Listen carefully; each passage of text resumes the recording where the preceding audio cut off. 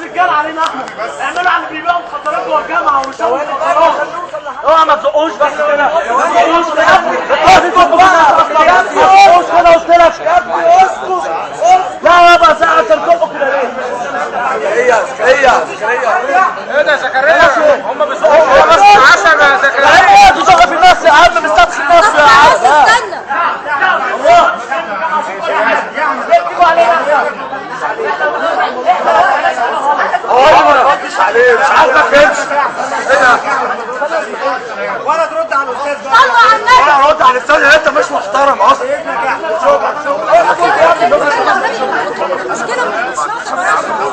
مش ناقصه براحه. اهدى شويه.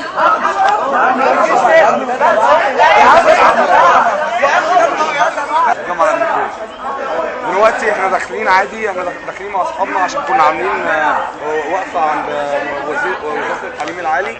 داخلين مع اصحابنا، هو ما كانش معاه كارنيه فبيطلعوا له البطاقه، فهو اتكلم في منتهى السفاله وقله الادب، مش اسلوب امن، اسلوب ناس بلطجيه. دخلوه وقبضوا عليه. انا ضمن الواحد اللي كنت بحوش عن صاحبي، مسكوه راحوا مرمينه في اوضه الامن، والظابط راح مطلع عليه الطبانجه وشد التلفريك بتاعها وحطها في عينه، ولما جيت اتكلم رفعها عليا.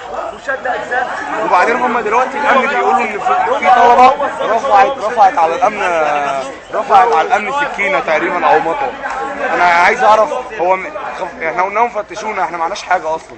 وبعدين مش احنا الطلبه ان احنا نرفع سلاح. هو في جامعه امريكيه وانا في تربيه انجلش جامعه حلوان، فانا مش شايلين اسلحه. جايين معترضين على اللائحه.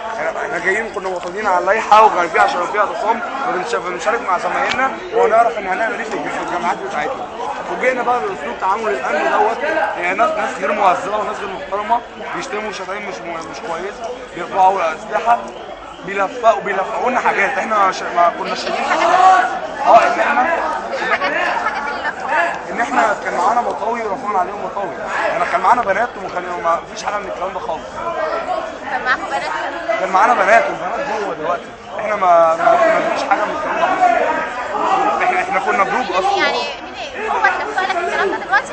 لا من عند البوابه هو اللي كفى لي الكلام ده. دلوقتي بيتقال فوق ان احنا كان معانا مطاوي، احنا ما معناش مطاوي. مش فتشوه يعني؟ لا ما فتشوناش، واللي عايز يفتشنا. انا عارفه يعني هم بيقولوا كلام مرسل من غير كمان